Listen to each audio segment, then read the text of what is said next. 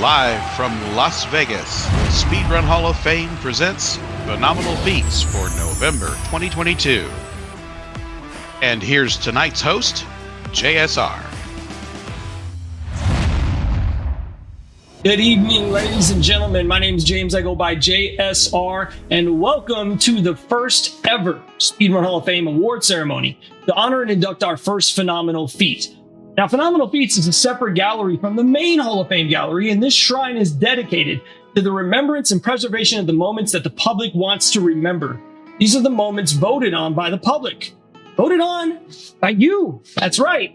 And tonight's show is dedicated to the 4 Phenomenal Feats that we had on our ballot in November, as well as the 4 that are going to be on our ballot in December. And before we get started talking about these, I want to first and foremost thank all of my wonderful co-hosts and staff for helping out with everything, getting us off the ground, and without them, I couldn't be here tonight.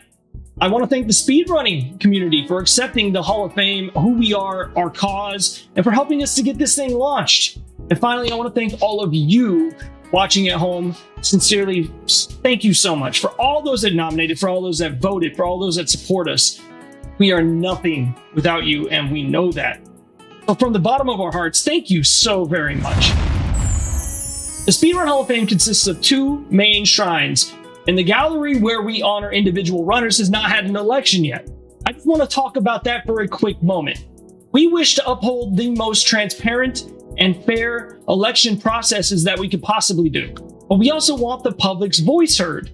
So before we begin the ceremony, I just want to describe the main hall's gallery's voting and nomination processes so that you understand them. And from the moment we launched all the way until the end of April right now, go to speedrunhalloffame.com or use the chat command !vote. And you can nominate anyone you'd like. When people typically ask the question, which speedrunner should be in the Hall of Fame, this is what they're talking about. This part right here, now. Go vote. That goes all the way until May. Use the ! vote in chat, and you can use that link to go nominate up to 5 speedrunners for the main hall gallery. On May 1st, our team will begin accumulating and counting all of these nominations, and then we'll verify and cross-check our numbers. Once our counts are confirmed, the winners will go over to a ballot where they will then be voted on by a group of community leaders from each console generation. This method was chosen to eliminate popular votes that would push big streamers in over smaller ones. Each year, we will induct no more than 9 Hall of Famers, 7 from the ballot, and 2 staff selections, which we as staff members must unanimously vote on.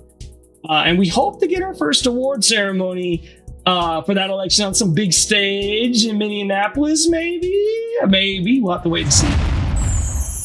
But the other shrine is Phenomenal Feats, and that is literally everything else. TASes, randomizers, races, marathon runs, strats, milestones, individual speed runs, big events, literally anything else that is not an individual.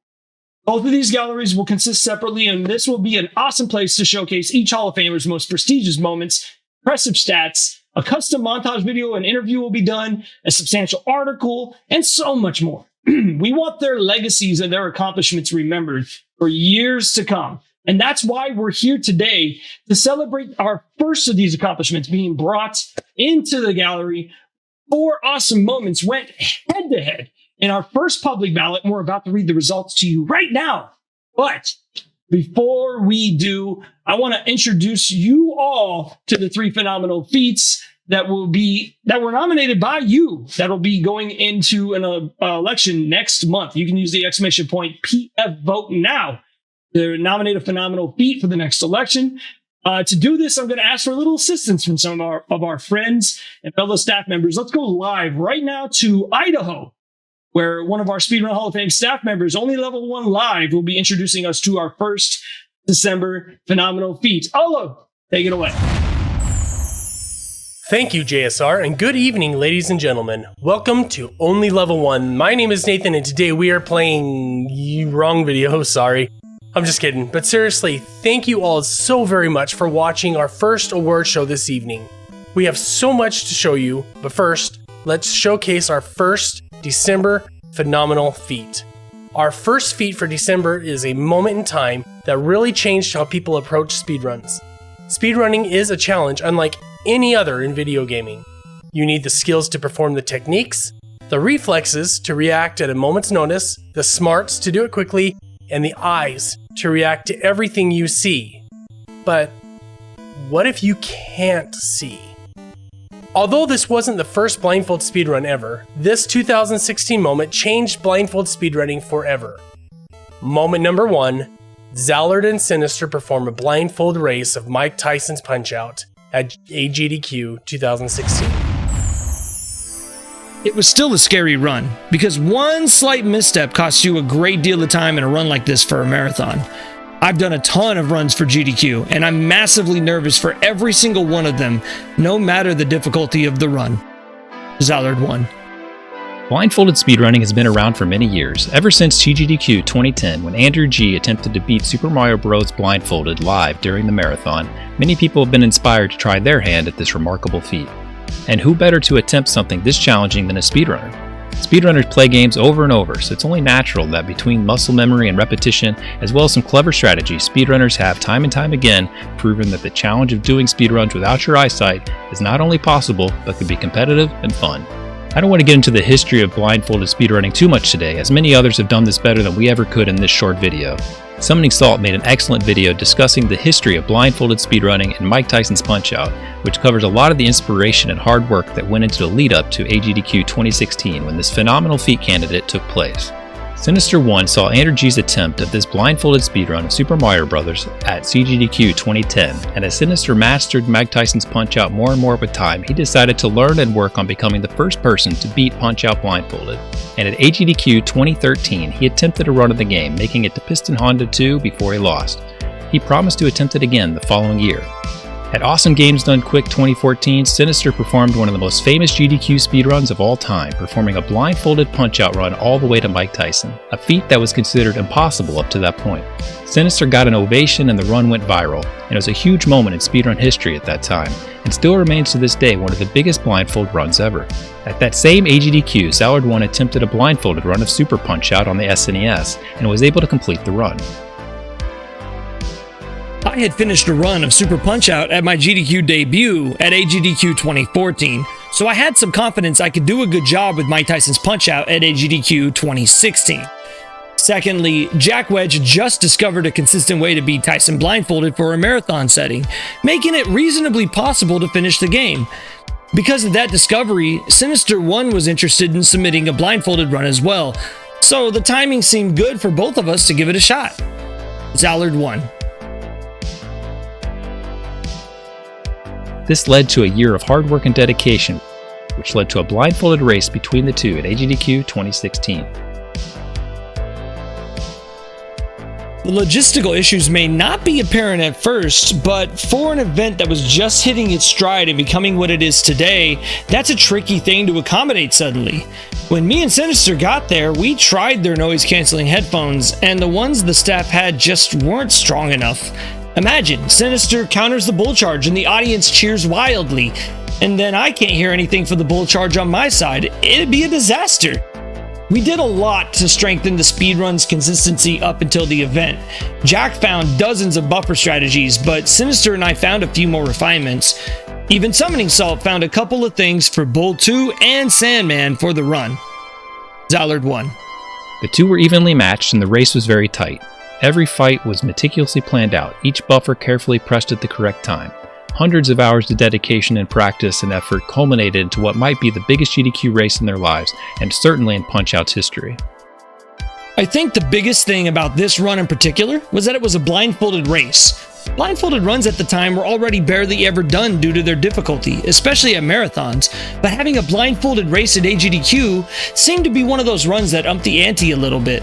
That led to the mindset of wacky runs that have followed, like the time I did 2 Punch-Out games with one controller at AGDQ 2018, or the incredible 2-player, 1-controller blindfolded run at AGDQ 2020 with me and Sinister. The funniest thing about that run was that our combined 2-player run actually beat both of our race times from the 2016 run, which is pretty special when considering how hard it is. Zallard won. Years later, thanks to their hard work, blindfolded speedrunning is a big trend.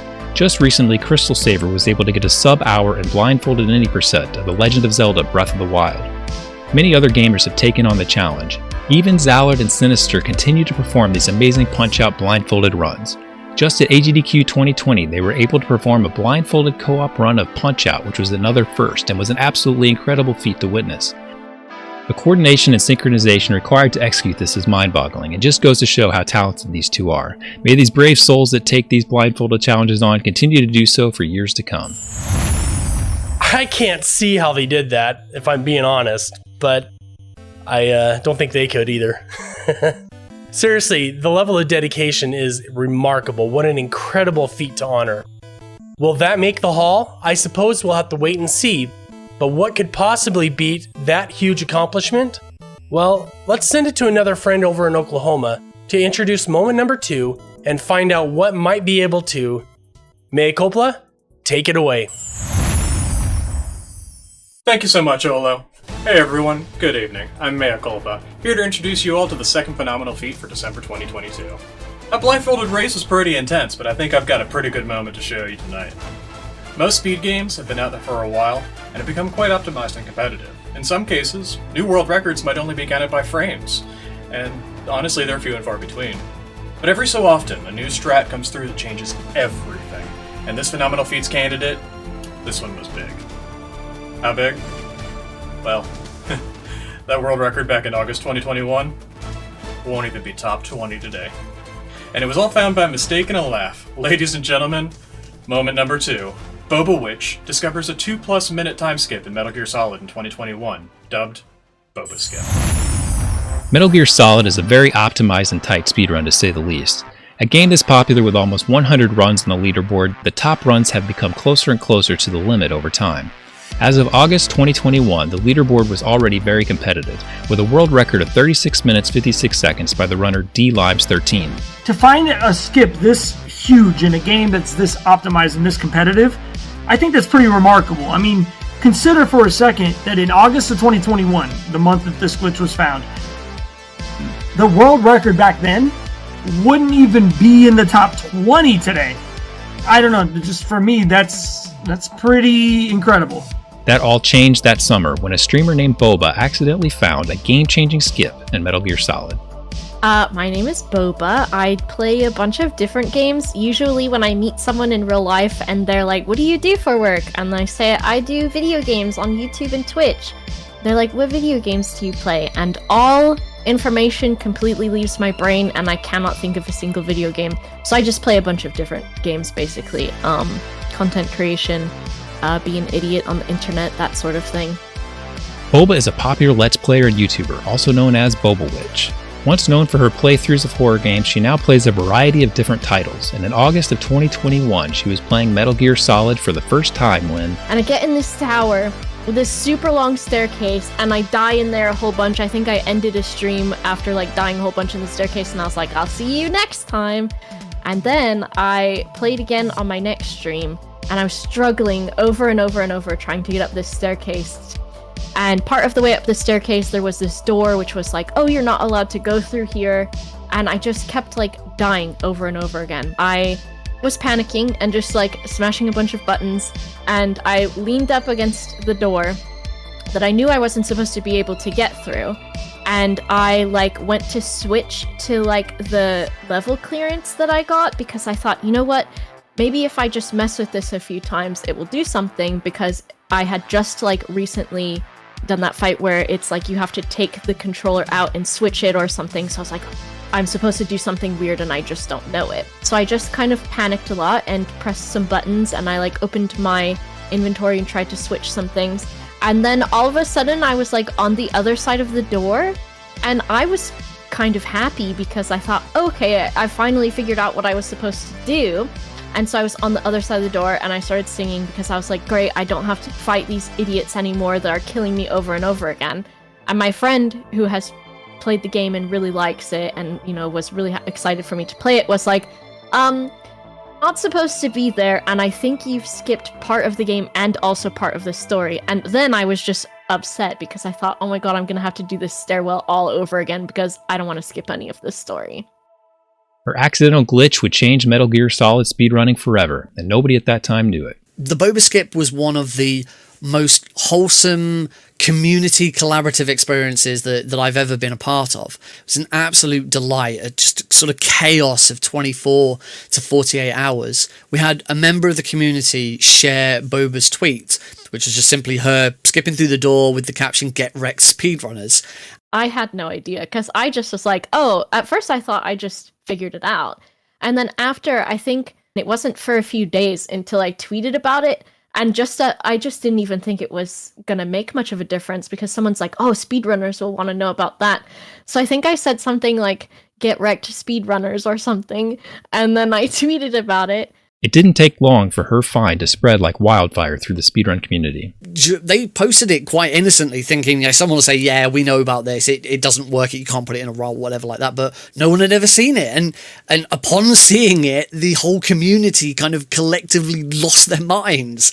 And very, very quickly, things started to happen. We had people piling into the voice channels and sharing clips and sharing thoughts. People were contacting Boba, which version of the game were you running, because we've got so many different versions of Metal Gear Solid 1, what system were you playing it on, and things like that. And very quickly it became understood what was actually happening. So what is happening in the video is that when Snake takes damage, there is a 50-50 chance, depending on which animation plays, that Snake's hitbox will expand, and his hitbox was expanding just enough to hit the trigger zone for the exit on the other side of the Tower A door, because that trigger zone is closer to the door than any other zone in the game. Normally you have to go all the way through the door before you hit that trigger, but it's right up against the door. Boba took damage and Snake clipped back enough into that zone.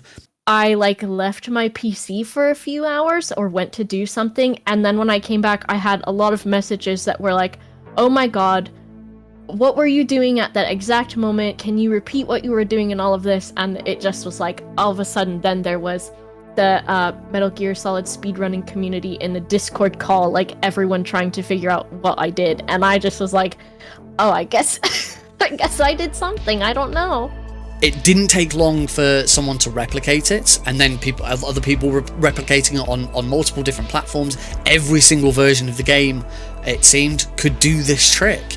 And then we started to look at, well, how can we make it better? If Snake's taking damage from one of the guards, what if he self-inflicted damage? What if he let a stun grenade or a chaff grenade explode in his hand? And that developed that method, which is the method that most runners now use today in their runs. We got featured on news websites, gaming news websites like Kotaku and Eurogamer, sharing these clips, sharing clips from people, sharing runs that had already been done. It was just amazing. And the other thing, of course, with Boba being part of Yogscast, the Yogscast community were instrumental in developing that hype. They were all super hyped for it. It was amazing.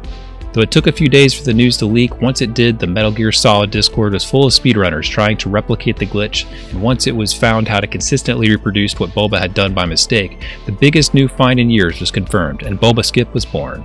Although she didn't want to call it that at first, preferring to call it Kevin instead.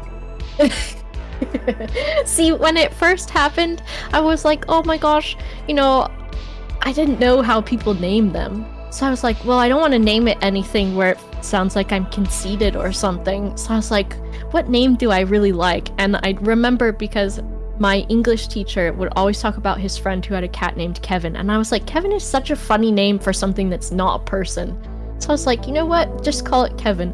I like it both ways, but I did name it Kevin because I was like, I don't want anyone to be like, this idiot doesn't speedrun. Why should we name it after her? And then they're like, no, we want to. So I'm fine either way. This is one of the biggest strat finds in years. I just didn't really understand, and I think once there started to be some interaction with the tweet, I was kind of looking into it, and I think I joined the Discord where they were all in a voice call, actively trying to figure it out, and I just thought it was really fun. I just thought it was neat, because I know about speedrunning, and it wasn't something that I was crazy into before, but after watching them try to figure it out, and I have a few friends that speedrun games too, but it was just really nice to get to interact with a bunch of new people that I otherwise wouldn't have gotten to interact with. IGN even wrote a short article about it. The reception of it, Kojima retweeted it and stuff, and I just thought Cool. Maybe now I can get verified on Twitter. This put Boba on the map in the world of speedrunning, where she will live on as a legend for all eternity. Let me give a little shout out to the Metal Gear Speedrunners Discord, which is really great. They're all super nice there. As I said, it's one of the most wholesome experiences that I've had, because it's people coming together to share in excitement, to share in something new and mysterious and wacky, and online in a space that's quite often full of negativity. It was just so refreshing to see something like this, and I think it's for those reasons that the Boba Skip definitely deserves a place in the Speedrunning Hall of Fame. That's such a fun story, isn't it? I mean, how cool is it that somebody is just playing a game and found a strat that is so big that it could garner that much attention? I can't see how these two have any competition, but they do. And let me tell you, they do. Alright, here to introduce you to moment number 3, the final moment for December 2022, is our friend Lila Veer. Let's send it over to Michigan. Good evening, my name is Lila Veer, and thank you so much, Maya, for that wonderful showcase of that great find. Strategies are oftentimes a big part of speedrun evolution, but in a lot of cases, it just takes one dedicated runner to break the ground and do the hard work. Of course, in 2022, this is par for the course, but what about in 2010? That was before Twitch.tv even existed. Flashcards weren't really a thing yet, so practicing was different. The internet was a different place without Discord, Twitter was new, Twitch wasn't here, so community was harder to find. One man, however, made a huge impact on one community that was around then and still is today: Speed Demos Archive.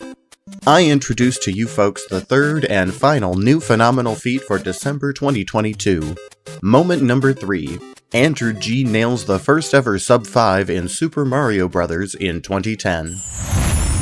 I hope that I'm accurate, because it's been a while. It's like it's been longer than like you think it has. Something I'm like, oh, that was like 4 or 5 years ago. It's like remember like 10, 11 years ago. Yeah. When you think of a speedrun, there's likely only a few games that come immediately to mind. For some, titles like The Legend of Zelda Ocarina of Time, Super Metroid, or Super Mario 64. For others, perhaps it's Portal, Pokemon, or even GoldenEye. But it's hard to say that many games out there are as eponymous with speedrunning as Super Mario Bros. On the NES. And when you talk about Mario speedruns, there's one person that comes to mind when you talk about milestones. It's always funny when people say that, because I'm like, it's like that's kind of cool. No, I feel like it's weird being the person that like a lot of people, speedrunners you watch, they got started because they watched my stuff. It's like, I don't know, it's weird. Just to be like that person. It's a cool thing. It's a cool feeling. Without going into the man's accolades too much here, Andrew G is considered to be the most influential Super Mario Bros. Speedrunner of all time. When Andrew G first achieved the sub 5 back in December of 2010, it was a huge milestone at the time. No one really thought the game could be beaten in under 5 minutes, and he did just that all those years ago. And all these years later, myself and many other runners throughout the years, we wanted to achieve that same goal that he did. So he was a huge inspiration for us in the SMB1 community, and it was really cool to see the sub 5 happen. One of the first people to really work on grinding the time down, he was the world record holder for many, many years before he was able to finally complete Super Mario Bros. In under 5 minutes, accomplishing this feat on December 24th, 2010. Well, I mean, when I started it wasn't even possible. Strategy-wise, it wasn't even realistic until like 2007 when I got the 5 minute run. After that, I thought it seemed like it probably was possible, because in my 5 minute run I messed up the wall jump in the last stage by just a little bit, like about half a second. So I was like, so under 5 minutes is probably possible. At the time, that 5 minute run was like insane, even though it's really like by today's standards, in a way it's not that special. I mean, it depends on the context. I mean, for back then, it was crazy. I mean, I didn't have save states or anything, so it's like just a lot different kind of process. So back in 2010, there weren't any practice ROMs of any kind, so we couldn't practice any stages one by one. Instead, we would have to play the game from start to finish and see what would work and what wouldn't work. And in order to get a sub 5, you pretty much have to play every level without bonking into anything, getting pipe jumps. Then in 8-4, got to get the wall jump. in the wall jump room. Got to get the turnaround so you can load up the next screen, which is the water section, and try not to bonk into anything there and avoid the fire bars. And then especially in the very final screen, dealing with Bowser, since he has multiple different hammer patterns, even though he jumps like forward, backwards, or even change direction, it's hard to tell without knowing what frame rules we would be on and what kind of pattern we would get. So achieving a sub 5 is definitely pretty difficult at the time, but now that we have resources, it is definitely attainable. After implementing many time saves into his run, including the fast 4-2 setup and the wrong warp that made sub 5 possible, Yeah, I think I got a 5-minute, 0.2 seconds, if I remember right. Yeah, I think it was 2010. After I did that, I think I had made some little mistakes, and so I thought, this is definitely possible. I got some help with strategy from a guy named Weir Window for 4-2. For like the bumps, the backward bumps. I had been doing them, and then he thought, oh, maybe you could do it like this, and I think I changed the strategy a little bit, and it ended up saving some time. So at that point, it was like, I know it's possible, and I know I can do it, so I'm gonna put this together. as well as his own journey to accomplish what he thought of as the perfect run. He would go on to improve his record many times, paving the way for the reigns of future record holders such as Darbian and Cosmic and many other Super Mario Bros. Speedrunners to come. Today we have over 300 runners with a sub 5 and SMB 180%. Ever since Andrew G attained the goal back in 2010, many runners strive to achieve that same thing throughout the years, and to see that many people have it and it's still growing to this day, it is pretty astounding to see. Super Mario Brothers is like, I always think that the run is gonna be like, I always think that it's like perfect. I get a, like when I got my 5-minute 0.6 seconds, I know that I messed up the wall jump, but I was like, I don't even know if a 459 is possible. At that point in time, I had gotten all the frame rolls that were available, so it's like, if I improve the last stage, then a 459 could probably happen. I mean, I think my 5-minute run, and especially the 459, it was such a big milestone. Like, I think it brought me into the spotlight a lot more. For it to finally get under 5 minutes, it was a big deal. Can you imagine being the first of over 330 people to get sub 5, and to do so back when it was thought to be impossible? That's simply incredible. Which of these phenomenal feats could possibly win the next election? These three... Not so fast. Beg your pardon, is that you, Ice? It sure is. And I have another video to show the people out there before we send it back to JSR. Oh, well in that case, let's send it to Louisiana and our friend Ice Blue, who has another moment to show us, Icy. Take it away, Ice. Thank you, Lilo. And hi everyone, I'm Ice Blue. Now before you go and vote for any of these feats, we have a returning feat from November. See, the runner-up in each phenomenal feat election will automatically earn a berth into the next election. That will continue until it either wins or drops to 3rd or 4th place. So we're actually going to reveal the 2nd place finisher in our first election right now. Our 4th phenomenal feat for December, as well as the runner-up in our November 2022 election. Moment number 4. The 1990 Nintendo World Cup Championships. The year was 1990. Ninja Turtles and the Fresh Prince were the hottest franchises. We celebrated the launch of the Hubble Space Telescope. It was a time we all feel was a simpler one, before the internet. A time we're nostalgic for these days, in more ways than one. And that year, 1990, marked the first time in years a game developer would host a contest to allow the most skilled gamers in the United States to compete for prizes. Nintendo was on top of the world in 1990, with Super Mario Bros. 3 taking the gaming community by storm. Not to mention, the Game Boy was quickly turning heads with Tetris as its pack-in game. In 1989, a film starring Fred Savage was produced with Nintendo's blessing, and The Wizard would take theaters by storm. Okay, maybe not quite by storm, but it did cause many gamers to look up when Nintendo was so inspired by the film's in-universe video game competition that they decided to put their own on. Nintendo picked 29 lucky cities across America where kids and adults alike could compete in 3 age groups where prizes were given away to the winners. These prizes included a brand new 1990 Geo Prism, a $10,000 savings bond, copies of the legendary Nintendo World Championships NES cartridge, and more. This event was widely advertised on children's networks networks, as well as video game magazines, such as the extremely popular Nintendo Power. Therefore, hundreds of contestants were able to travel and compete for the finals, which were held in Hollywood, California. The winners were finally determined after many rounds of competition. Players were required to play 3 games to a preset goal. Super Mario Bros., where players needed to gather 50 coins, Rad Racer, where you had to complete the first track, and finally NES Tetris, where players could then stack lines and rack up that score.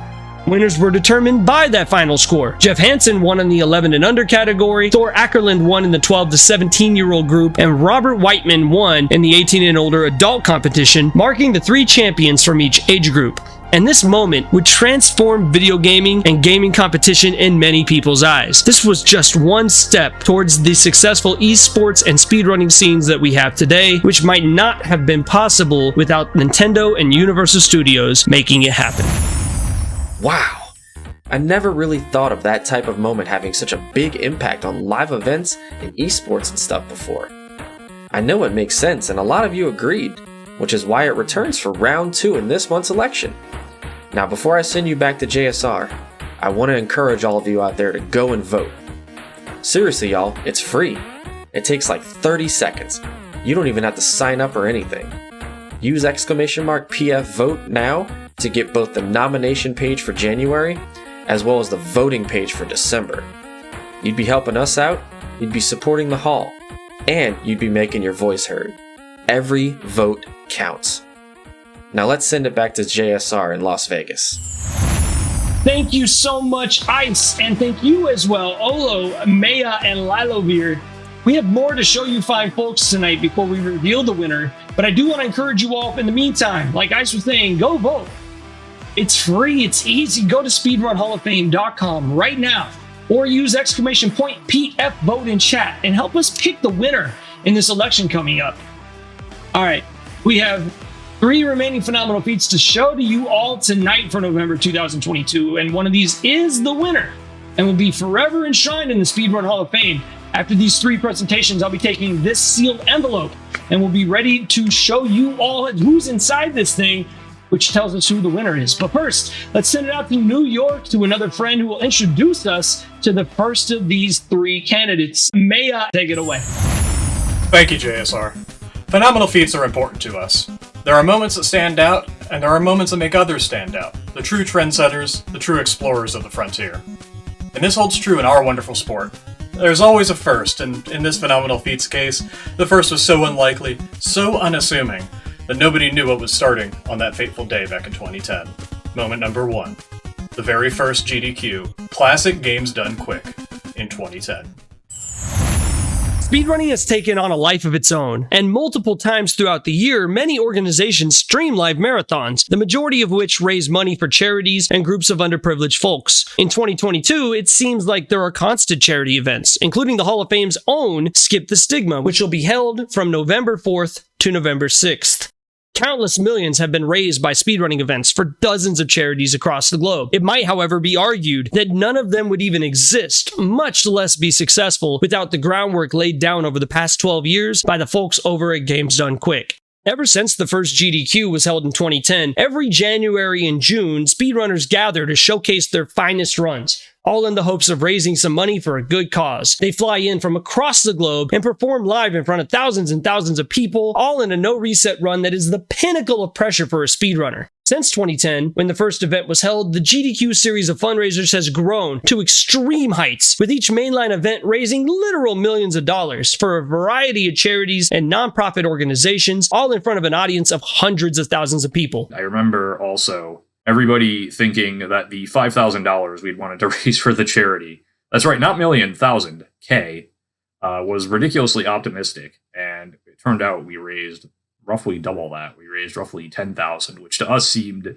so absurdly high, so absurdly crazy, which obviously with the way it's grown, now they routinely raise millions of dollars in one shot. Seems kind of silly now, but we could not have predicted Twitch and the explosion of live streaming popularity and the explosion really of speedrunning at that time.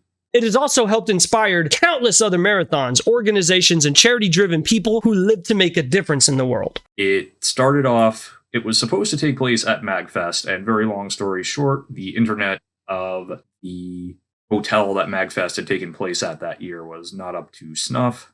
So we ended up moving it to Mike Uyama's mother's basement. Very stereotypical gamer locale. But besides that, besides the literally running it mostly out of the basement, I think the entire tech setup was Mike Uyama's laptop, a standard definition capture card, and a couple microphones. Starting with the very first run, a Mega Man speedrun performed by the legendary Andrew G, Classic Games Done Quick kicked off a legacy that is unmatched in speedrunning and likely never will be rivaled. The schedule was filled to the brim, with legendary speedrunners both past and present such as Andrew G, Feasel, Empty Eye, Rom Scout, and so many others, including Mike Uyama himself. I did the Teenage Mutant Acid Turtles run, as it's now known, which if there's a run from Classic Games Done Quick that people remember, it is probably that one, where Teenage Mutant Ninja Turtles started visually glitching out, and this was after it had already crashed twice earlier in the marathon. So it got cut, it got added back in, and then it started to visually freak out, and I do remember Mike Uyama trying to sort of cut it on the spot and me overruling him, because I just sort of wanted to see how far I could go before effectively the game crashed, which was what I was expecting to happen. And as it turned out, as I kept playing, I realized, okay, everything is visually all messed up, but everything positionally seems to be where it should be. I basically said, okay, everything is visually all messed up, but I've done this enough times that as long as the game holds out, I think I can do this. If you go back and watch that, you might be able to see the realization of that sort of cross my face, even though I don't think I actually ever verbally said it, until kind of the run was over, or until I thought I could sort of breathe, or I thought I had it at Shredder. So thankfully I didn't flub that, so. Though the first CGDQ focused on almost exclusively NES titles, a handful of other consoles were sprinkled throughout the event, laying the groundwork for today's GDQ events, which host games from the Atari all the way to the modern generation of consoles. With the best speedrunners representing dozens of countries and thousands of different games and consoles, GDQ has grown tremendously and continues to be a positive force in the community to this day. The Speed Gamers, now known as TSG TV, did a few kind of series charity marathons before SDA/GDQ did.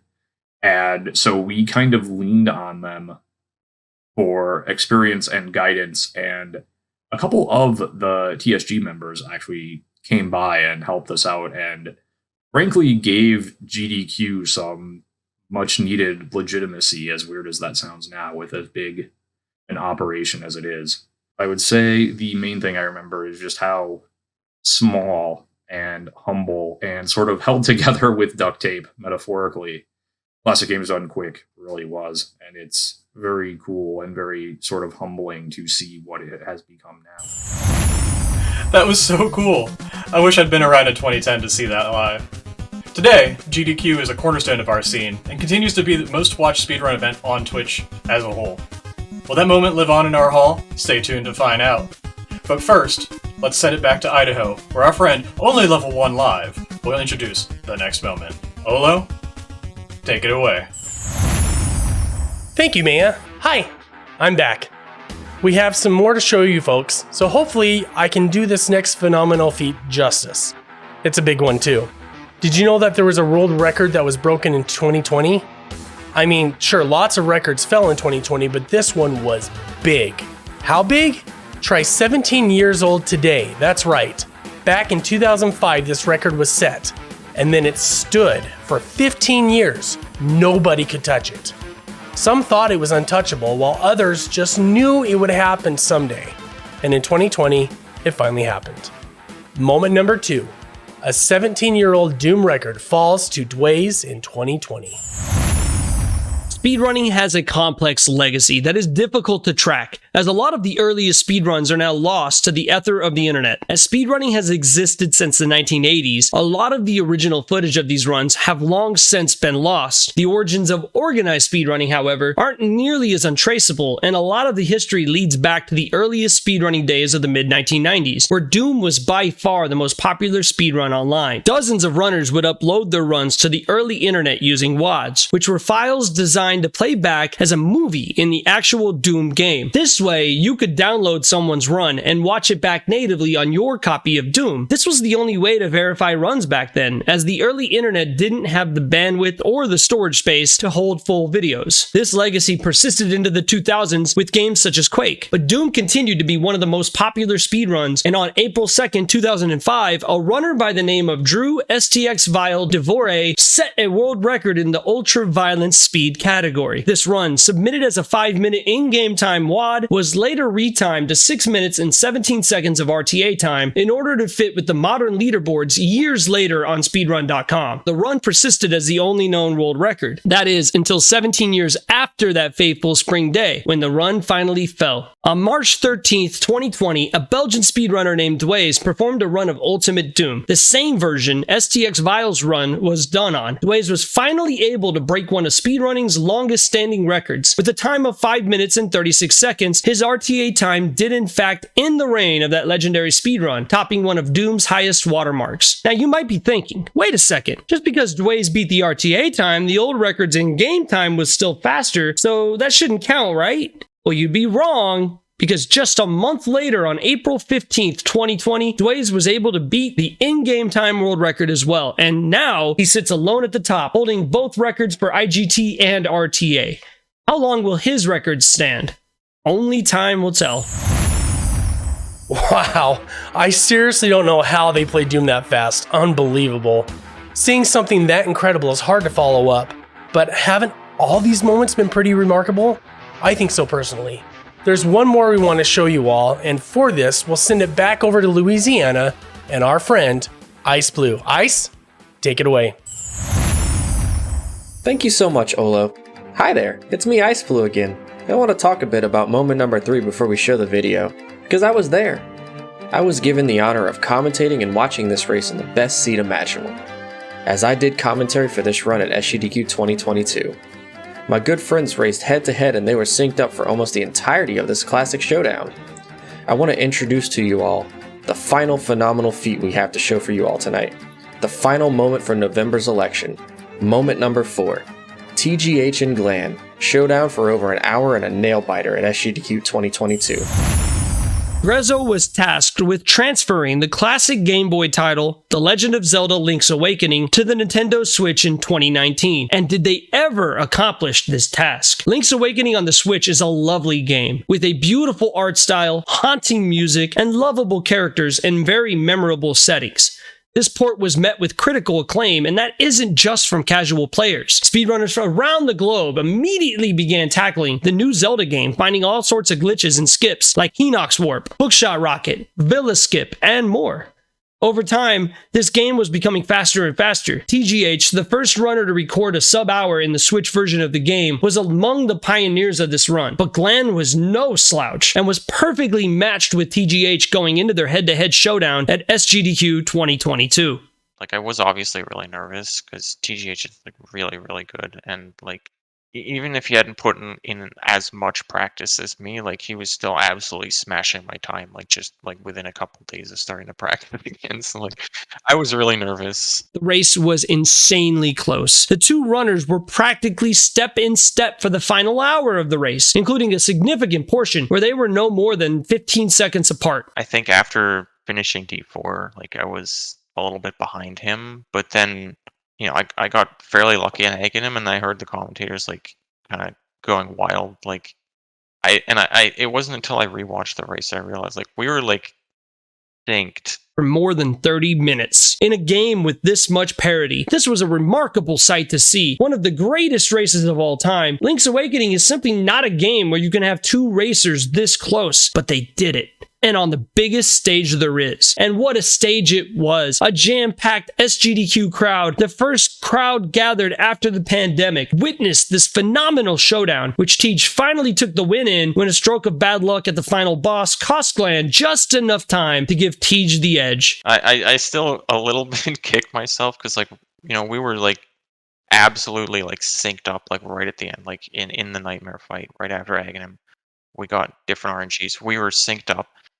And then I like completely choked on the Moldorm phase or something, so I was behind like 40 seconds or something at the end, and I felt a little bad about that because it would have been an actual like photo finish if I hadn't done that. This race is absolutely a must-watch, and if you're a fan of Glan, TGH, or the Switch's Link's Awakening, you owe it to yourself to watch this epic showdown.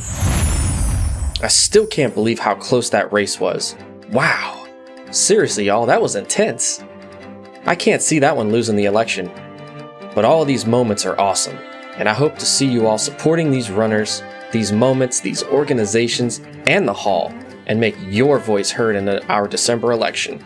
But you know, I want to find out who won this thing, so I think it's time. Let's send it back to Las Vegas and JSR. Sir, take it away. Thank you so much, Ice, and to all of the wonderful people that helped us to get this award show off the ground. Folks, it is finally time. It is time to reveal the winner of the first ever Speedrun Hall of Fame election, the first ever phenomenal feat. I have here the sealed envelope of Doom and Fate. Shall I open it, or should I just prolong the tension and delay the inevitable? And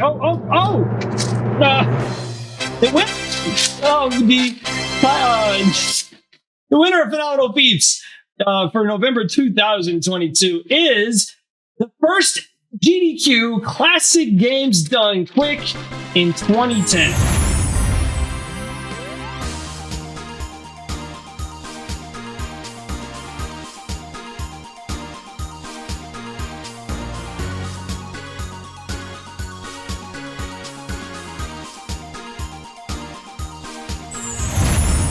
Thank you so much. And folks, I'm honored to have been a part of this with you. Don't forget, go to speedrunhalloffame.com right now or use !PF vote in chat and get your voice heard in the December election. Just to recap for all of you watching, we have 4 moments to choose from. Moment number 1, Sinister and Zallard face off in an epic blindfolded race at AGDQ 2016. Moment number 2, Bubblewitch discovers Boba Skip, which was a 2+ minute time save in Metal Gear Solid back in 2021. Moment number 3, Andrew G becomes the first ever speedrunner to get the sub 5 in Super Mario Bros. Any percent in 2010. And moment 4, returning from last month's election, the 1990 Nintendo World Championships. Folks, thank you all so very much for watching today. I'm James, I go by JSR. Stick around. We're going to go on a raid together. I need you guys to come with me just for this one raid. In the meantime, though, go to speedrunhalloffame.com now or use !PF vote in chat. Get your voice heard. Also, if you'd like more information, you're welcome to join our Discord community. Use !Discord in chat and come say hi to us in Discord. We're there all the time. I'm James. I go by JSR. And thank you so very much for watching. Have a great rest of your evening. Bye. Speedrun Hall of Fame presents Phenomenal Feats Award Ceremony for November 2022. The show cannot be duplicated or re-aired without our express permission. All voting results are posted on our website along with our privacy information and our voting procedures. Go to speedrunhalloffame.com for more information. Copyright 2022. This is the LLC. All rights reserved. Thank you so much for watching.